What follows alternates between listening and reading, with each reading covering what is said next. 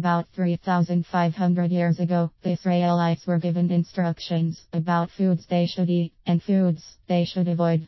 These instructions were written in several places in the Bible, including in the book of Leviticus, chapter LL. Any fish you eat should have both fins and scales. Any animal you eat should chew the cud, part the hoof, and be cloven-footed. Two of the most popular foods that most people think of as healthy are catfish and pork. Why would it be written in the Bible that neither of these should be eaten? Were the instructions meant only for the Jews, or is it possible that neither catfish or pork is actually good for you? Since when you eat, you are actually eating what your food ate. Let's look at what catfish and pigs eat. What do catfish eat? Catfish live on the bottom and eat whatever ends up on the bottom of rivers, ponds, and lakes. Their foods include dead fish, snails, worms, animal feces, aquatic bugs, rotting plant vegetation, minnows, leeches, and carrion from animals that died in the water. They will eat just about anything. The Bible says that the fish should have both fins and scales, such as a bass, for it to be good for food. A catfish does not have scales, thus it is not good for food.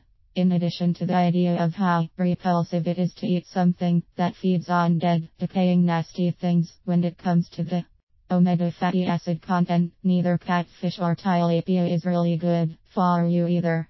Both have some omega-3 fatty acids, and that part is good. However, both have far more omega-6, which is not good. What do pigs eat? Pigs eat both plants and animals. They will eat almost any kind of food, including dead insects, worms, garbage, and dead pigs. They will eat rats, rabbits' carcasses, and their own feces. According to the Center for Disease Control (CDC), there are over 100 viruses that come from China to the United States each year through pigs. A majority of the flu viruses we encounter actually comes from the lungs of pigs. Pigs may be infected with toxins that help cause diseases. Pork is the main source of tapeworms and certain bacteria that spread throughout the body and may go undetected for years. The bacteria robs our cells of needed nutrition and can contribute to heart disease, diabetes, cancer, acid reflux, fatigue, and depression. A retrovirus lives in all pork cells. It even survives through heat, so cooking does not kill it. Thus, when we eat the meat, we put a retrovirus into our body. How bad is a retrovirus? HIV is a retrovirus.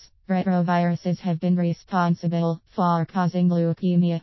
Retroviruses cause tumor growth and certain cancers in animals and humans. They can also be responsible for neurological disorders. God, our Creator, created some things that were meant to be eaten and some things that were not meant to be eaten. Science is still uncovering many of the reasons to consume certain foods and to ignore others because of the foods being healthy or unhealthy for us. It looks to me that if people paid attention to the Bible's instructions, they would be much healthier.